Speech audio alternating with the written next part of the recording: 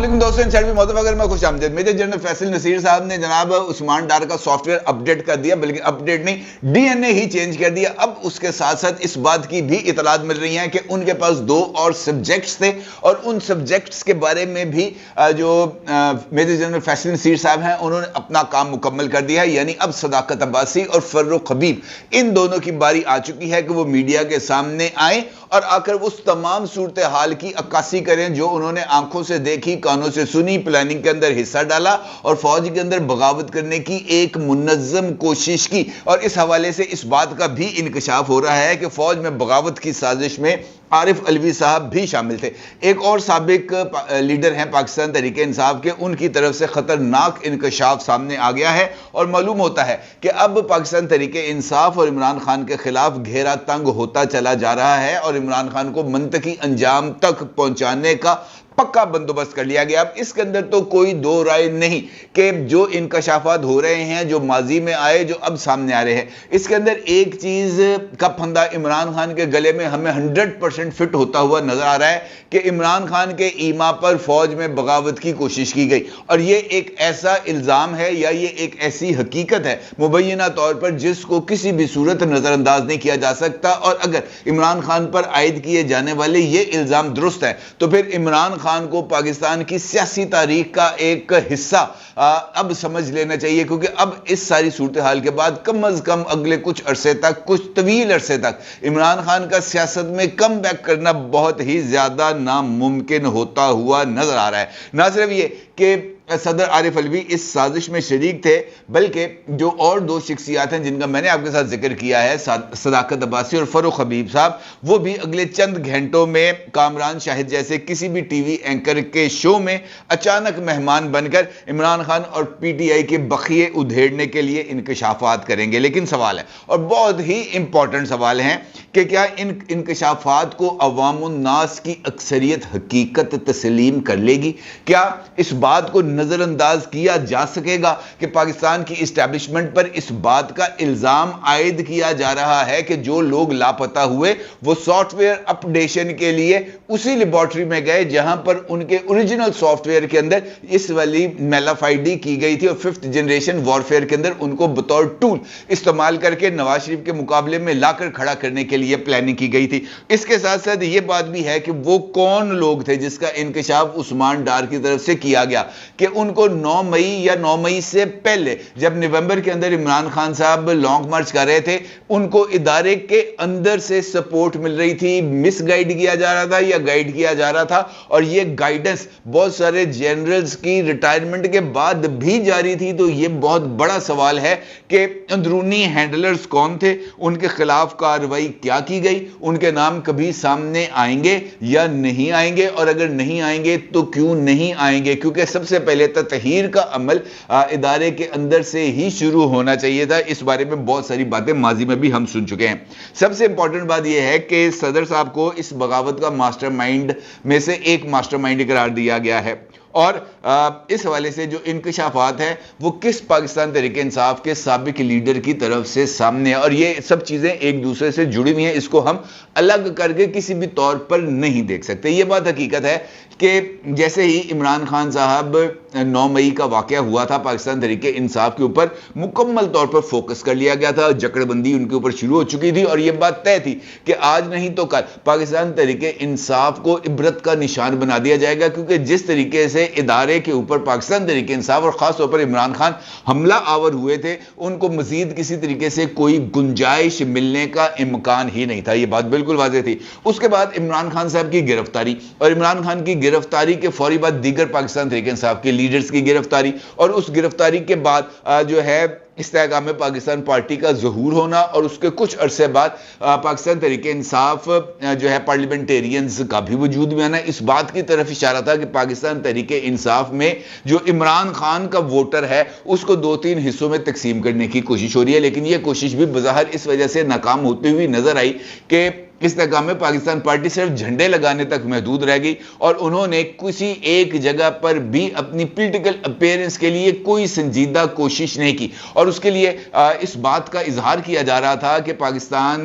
istehkam Pakistan party में in fact दो बड़े यानी जहांगीर तरीन और अलीम खान दोनों के दरमियान जो इख्तियार और इक़्तिदार की रस्साकशी है वो शुरू हो चुकी है, और उस रस्साकशी की वजह से istehkam पाकिस्तान पार्टी मैदान अमल में नहीं आ पा रही। अब इसी दौरान होता यह है कि इमरान खान साहब को जो है वो सज़ा और उसके बाद दीगर अवामल शुरू हो जाते हैं, और जो लीडर पाकिस्तान तहरीक इंसाफ से छोड़ के जाते हैं वो मुख्तलिफ प्रेस कॉन्फ्रेंसेस के जरिए 9 मई के हवाले से इमरान खान पर ऐसे ही इल्ज़ामात आयद करते हैं जैसे उस्मान डार ने इल्ज़ामात आयद किए। उस्मान डार के इल्ज़ामात में कोई ऐसी नई बात नहीं थी जो फयाजुल हसन चौहान ने ना की हो, कोई नई बात नहीं थी जो महमूद मौलवी ने ना कही हो, कोई नई बात नहीं थी जो अलीम खान ने ना की हो। इसका मतलब यह है कि इस सारे के सारे पर्सपेक्टिव के अंदर इमरान खान ही एक मरकजी मुल्ज़िम के तौर पर सामने आ रहे हैं। अलबत्ता उस्मान डार के इंटरव्यू में हैंडलर्स के हवाले से, जो इमरान खान के हैंडलर्स थे जो इदारे में मौजूद थे और इमरान खान को गाइड कर रहे थे या मिसगाइड कर रहे थे कि तुमने ये करना है, तुमने ये करना है, तुमने ये करना है, वो एक फैक्टर नया सामने आया। इसका मतलब यह है कि माजी में जो शहबाज शरीफ साहब ने बात की थी कि जनाब 9 मई का वाकया इनफैक्ट जनरल आसिम मुनीर के खिलाफ बगावत थी, और कमोबेश यही बात जनाब अनवारुल्लाह काकड़ साहब ने की, और यही बात अब आकर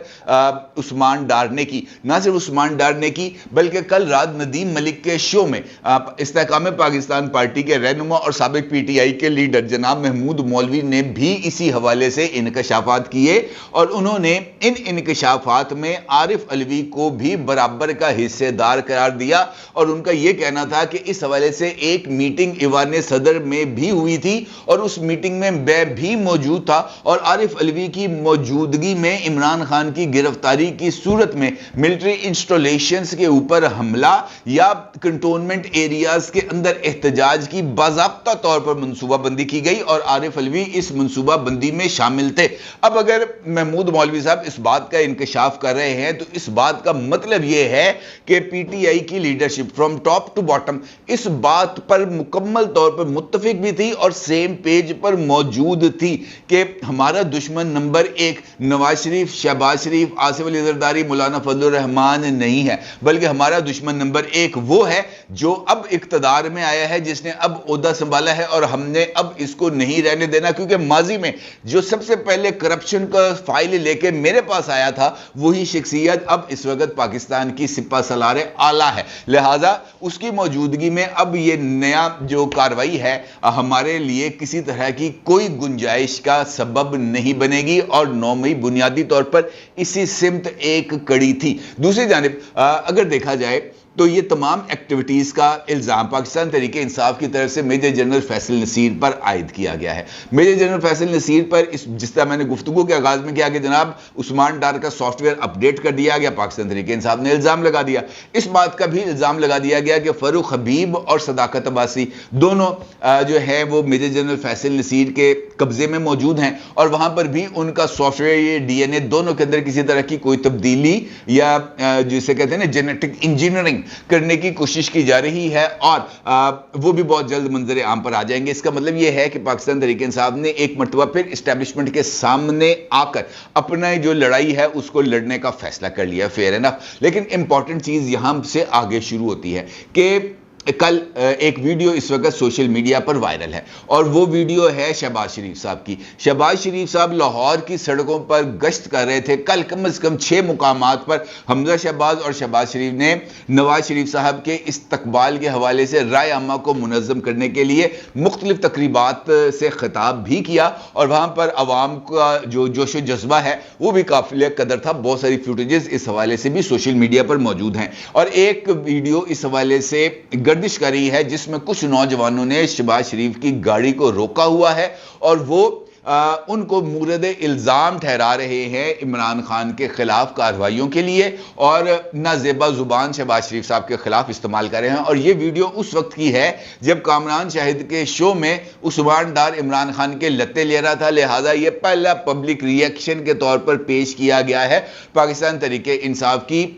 سوشل میڈیا ٹیم کی طرف سے، اور یہ ایک انہوں نے اس بات کو اسٹیبلش کرنے کی کوشش کی ہے کہ آپ چاہے جو مرضی کہیں، آپ عمران خان کو چور کہے، ڈاکو کہیں، لٹیرا کہے، باغی کہے، جو مرضی کہے، غدار کہیں، لوگ جو اس وقت پی ٹی آئی سے وابستہ ہیں وہ آپ کی اس بات کو تسلیم کرنے کے لیے راضی نہیں ہیں. اور اگر دیکھا جائے تو یہ حقیقت بھی ہے، کیونکہ الزامات اگر پیپلز پارٹی پر آئیں تو نعرہ لگ جاتے ہیں جناب بہت سارے کہ جناب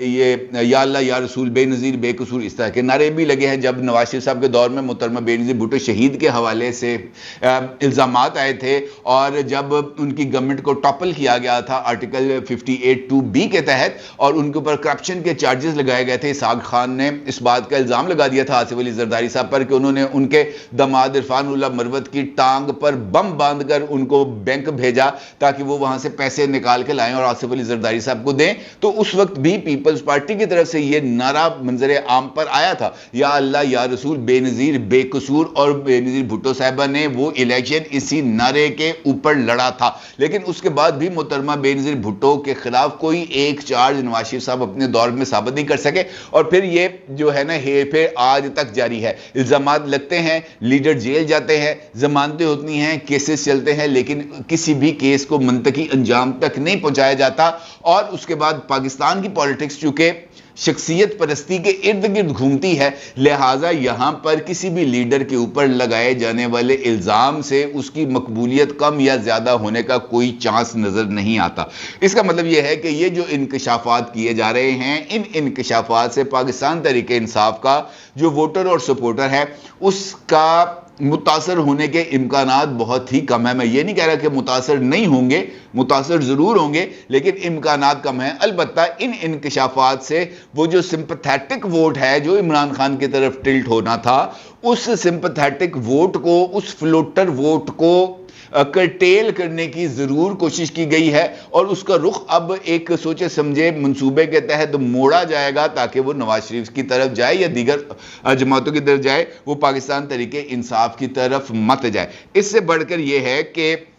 جو انکشاف آیا ہے عارف علوی صاحب کے حوالے سے محمود مولوی صاحب کی طرف سے، اس کے اوپر اب کیا کارروائی کی جائے گی. عارف علوی صاحب اگر دیکھا جائے تو 8 سپٹمبر کو اپنی مدت پوری کر کے ریٹائر ہو چکے ہیں. علیمہ خان صاحبہ نے کل عمران خان صاحب کے ساتھ ملاقات کرنے کے بعد میڈیا سے گفتگو کی، اور انہوں نے اس بات کا ذکر کیا کہ عمران خان عارف علوی سے مایوس ہے. اس وجہ سے مایوس نہیں ہے کہ انہوں نے جو بغاوت ہے وہ ناکام بغاوت کا بوجھ اٹھانے سے انکار کیوں کیا، بلکہ وہ اس بات سے ناراض ہیں عارف علوی صاحب سے کہ انہوں نے بحرانوں کے شکار ملک کو نئے بحران کا شکار کیوں نہیں کیا. اور اس کے اوپر جو عارف علوی صاحب ہیں ان کی طرف سے جو ایک وضاحت ہے وہ شاہ زیب خانزادہ صاحب کے شو میں کل رات سامنے آئی تھی، اور اس وضاحت میں اس بات کا ذکر کیا گیا تھا کہ جناب میں نے اپنی طرف سے جو رول تھا میرا وہ میں نے ادا کرنے کی کوشش کی، اور میں نے خط لکھ دیا تھا، اور اس کے لیے میں نے جو تاریخ تھی الیکشنز کی وہ 6 نومبر کا تعین کیا تھا، لیکن اس کو عملی جامہ نہیں پہنایا جا سکا. لہٰذا مجھ پر اس حوالے سے کسی طرح کا کوئی الزام عائد نہیں کیا جا سکتا. البتہ ان کا یہ کہنا تھا کہ میرا موقف کل بھی یہی تھا اور میرا موقف آج بھی یہی ہے کہ الیکشن وقت پر ہوں تاکہ تمام سیاسی جماعتوں کو الیکشن کے عمل میں حصہ لینے کا موقع مل سکے. اس کا مطلب یہ ہے کہ عارف علوی صاحب اب عمران خان کے ناپسندیدہ شخصیات کی فہرست میں شامل ہو چکے ہیں، اور اگر وہ عمران خان کی ناپسندیدہ افراد کی لسٹ میں شامل ہو چکے ہیں تو پھر اس کا مطلب یہ ہوگا کہ اب ان کے لیے فیوچر میں پاکستان تحریک انصاف کے ذریعے پالیٹکس کرنے کے امکانات کم ہو جائیں گے. اب فاروق حبیب ہوں یا صداقت عباسی ہوں، یہ ان کے انکشافات میں کیا چیز نہیں ہوگی، یہ ایک امپورٹنٹ پہلو ضرور ہے. البتہ اب یہ جو انکشافات ہوں گے یہ بنیادی طور پر عثمان ڈار کے ہی جو انکشافات ہیں اس کا تسلسل ہوں گے، اور آہستہ آہستہ یہ چیزیں اپنا وزن جو ہے وہ کھو دیں گی. البتہ اس ساری صورتحال میں اسٹیبلشمنٹ کی طرف سے کیے جانے والا کوئی بھی انکشاف، اعتراف یا کارروائی کا اعلان اس ساری صورتحال کو ٹلٹ کر دے گا. یہ بات میں آپ کو 100% ذمہ داری سے کہہ رہا ہوں، کیونکہ اگر جس کا انکشاف عثمان ڈار نے کیا ہے، اور مجھے اس بات کا امید ہے بلکہ یقین کہنا چاہیے کہ یہ جو کردار یا ہینڈلرز جن کا ذکر عثمان ڈار نے کیا تھا کہ وہ عمران خان کو مسلسل گائیڈ کر رہے تھے کہ اب آپ نے یہ کرنا ہے، اب آپ نے یہ کرنا ہے، اب آپ نے یہ کرنا ہے، وہ تمام کے تمام لوگ بھی ایکسپوز ہو چکے ہوں گے، اور جو ادارہ ہے وہ ممکنہ طور پر ان کے خلاف بھی کارروائی کر رہا ہوگا۔ اب یہ کارروائی ملٹری کورٹ کے اندر ہونی ہے، اور ملٹری کورٹ سے ہونے والی کارروائی کے اختتام پر ہی اس بات کا اعلان ہوگا کہ یہ اونٹ کس کروٹ بیٹھے گا۔ البتہ یہ بات ضرور ہے کہ یہ اونٹ کس بھی کروٹ بیٹھے، اس کا اعلان عمران خان صاحب کے لیے اور زیادہ بوجھ بن جائے گا، کیونکہ اب اس بات کے لیے اس بات کو رد کرنا میرا خیال ہے کہ بہت ہی زیادہ مشکل ہو گیا ہے کہ عمران خان کا ملٹری ٹرائل نہیں ہوگا۔ اب مجھے ایسے لگتا ہے کہ یہ جو چیزیں، یہ جو پے در پہ انکشافات آ رہے ہیں، اس کی روشنی میں اب عمران خان کے مستقبل کا فیصلہ ملٹری کورٹس ہی کریں گے، اور اب اگر کسی بھی مقدمے میں عمران خان کو کسی طرح کا کوئی ریلیف ملے گا تو پھر انسداد دہشت گردی کی عدالت میں ایک درخواست جائے گی، اور عمران خان کی کسٹڈی جو ہے وہ دے دی جائے گی ملٹری کورٹ کے کمانڈنٹ کو، اور اس کے بعد پھر عمران خان صاحب بھی طویل عرصے کے لیے جو ہے وہ آہنی پردہ یعنی آئرن کرٹن کے پیچھے چلے جائیں گے، اور پھر پتہ چلے گا بعد میں کہ جناب کیا صورتحال بنی ہے۔ البتہ یہ بات ضرور ہے کہ آنے والے دنوں میں عمران خان صاحب کے لیے ہمیں کوئی اچھی خبر سامنے آتی ہوئی ابھی نظر نہیں آ رہی۔ اپنی رائے کو ضرور اظہار کیجیے گا۔ آپ کو بہت شکریہ۔ اللہ حافظ۔